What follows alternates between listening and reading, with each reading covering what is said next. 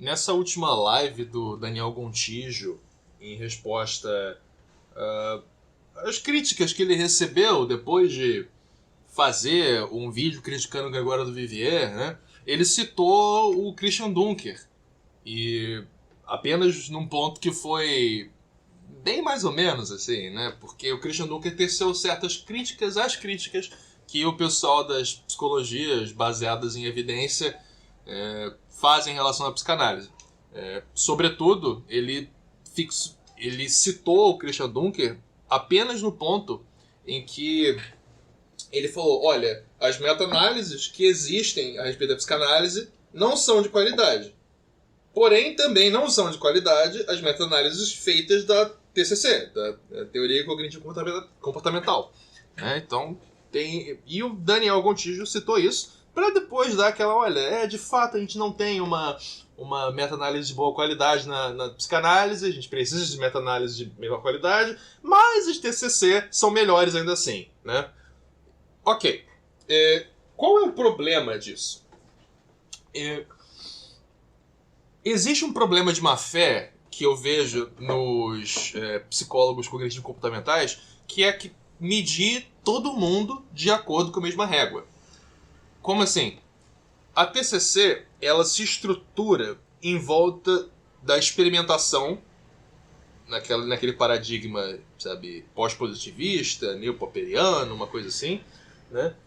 E ela se articula de acordo com a estatística, né? Se prepara para poder adequar os seus métodos à testagem estatística. Então a TCC, ela é desenvolvida e ela evolui considerando a estatística sempre, com a estatística em mente. Ela se adequa ao que é testável, ao que é, digamos assim, né, o que a gente pode verificar com experimentos. Então, a TCC, ela já começa todos os seus empenhos pensando em como que ela vai medir isso que é importante para ela. Então, essa é uma coisa a se considerar. A medição é algo que está dentro do núcleo da psicologia baseada em evidências, né, das TCCs em geral. Então, a medição é algo que é importante para ela. E qual é a relevância disso? Como ela se preocupa tanto com a questão da medição, a gente consegue ver, por exemplo, como que os métodos de medição vão melhorando e como os métodos clínicos experimentais de TCC vão se adequando cada vez mais à medição. Então, você tem métodos de medição, métodos estatísticos que vão melhorando cada vez mais e métodos clínicos experimentais que vão ficando cada vez mais afinados em relação a esses métodos estatísticos.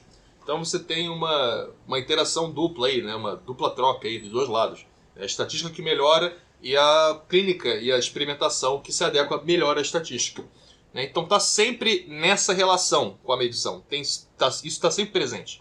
Né? Por outro lado, a psicanálise, ela nunca teve essa preocupação com a medição e sempre foi um pouco crítica em relação a isso, porque como é que a gente define as coisas que a gente vai medir? E aí entra uma coisa que o Christian Dunker falou, que é sobre, olha, a TCC fala que tais e tais experimentos aqui, as pessoas que passam por esse tipo de terapia têm uma melhora no bem-estar, né? Só que esse bem-estar, ele é medido estatisticamente. E para você medir o bem-estar estatisticamente, você tem que definir o bem-estar de uma certa forma. Você tem que criar uma escala psicométrica, né, que vai medir o bem-estar de acordo com uma teoria, e essa teoria vai justamente tratar do bem-estar por um certo prisma. Tanto é que na literatura você tem o bem-estar psicológico e o bem-estar subjetivo, que são duas medidas diferentes de bem-estar. Né? Um tratando mais a ver com objetivos, com engajamento na vida, e o outro mais associado com prazer. Né? Hedonismo mesmo, né? Que esse seria o bem-estar subjetivo. E E você tem também medições na TCC sobre coisas como sentido de vida, né? Então você cria escalas psicométricas para medir sentido de vida. As pessoas que têm mais ou menos sentido de vida. E isso, no caso, né, as pessoas que têm uma vida com mais sentido ou com menos sentido. Só que isso tudo é teorizado e, né, o instrumento que mede essas coisas, ele é feito de acordo com esse prisma teórico, filosófico e tudo mais, né? Só que, óbvio, quando você cria essa variável, você delimita ela e você deixa certas coisas de fora, né? Esse é o objetivo, né? A operacionalização precisa passar por esse tipo de limitação, né? Só que esse tipo de limitação, esse tipo de... essa criação de barreiras, esse limite entre uma variável e outra, essa atitude mais discreta em oposição ao contínuo, né, que é algo que a psicanálise não adere. Entende? Porque essas variáveis que a TCC mede são variáveis discretas. Elas têm barreiras e limites bem delimitados e a gente investiga com que outras coisas essas coisas se relacionam. Então, se você quer ver, por exemplo, se sentido de vida tem relação com bem-estar e com satisfação no trabalho, você tem que pegar uma escala de sentido de vida, uma escala de bem-estar e uma escala de satisfação no trabalho para você ver, né, se tem relação. Só que, claro, você está vendo uma definição de sentido de vida, uma definição de satisfação no trabalho e uma definição de bem-estar, bem específicas, né? E é de acordo com isso que está se trabalhando, entende? E considerando que essa é a métrica da TCC, esse é a forma que ela cria para se medir, a gente tem que perceber, a TCC, ela tem a medição em mente, mas ela cria os seus objetivos de medição. Nada mais natural que ela, aos poucos, vá se tornando cada vez melhor em ser melhor naquilo que ela está medindo. Ela se constrói com isso em mente. Então, no futuro, a gente pode ver, sim, certos trabalhos que mostrem que a TCC tem mais eficácia que a psicanálise no resultado A, B ou C. Entende? Na questão A, B ou C. Só que o problema é, a métrica foi definida pela TCC e a TCC se orientou desde a sua constituição para poder responder essa métrica. Entende?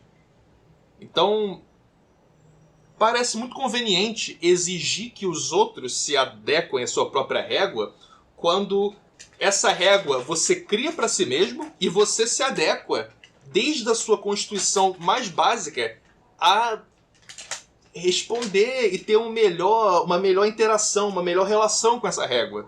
Entende? Então não parece ser uma coisa muito justa de se fazer. Parece ser uma coisa meio enfim, questionável.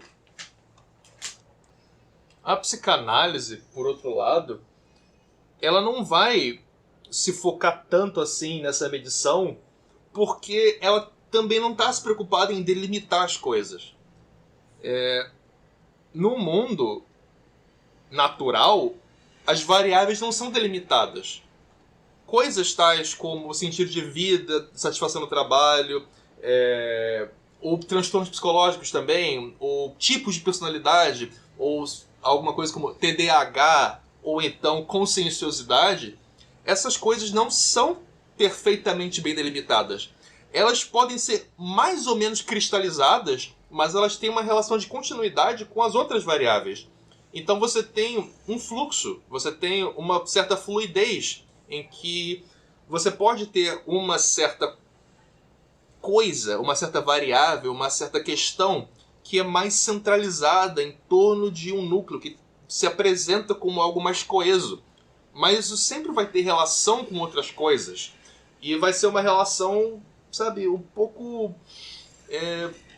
difícil de definir, entende? A princípio, assim. E sempre que você vai trabalhar com um sujeito específico, ele vai ter uma forma que ele vai diferenciar sabe, da média das pessoas, entre aspas, né? Se a gente pode falar de média entre pessoas, né? Ele vai ter uma certa variedade ali, uma certa idiosincrasia, né? Singularidade, em que ele varia de uma forma muito peculiar, entende? E além disso, essas próprias variáveis, como elas não são, né, naturalmente no mundo, entre aspas, em si, fecha aspas,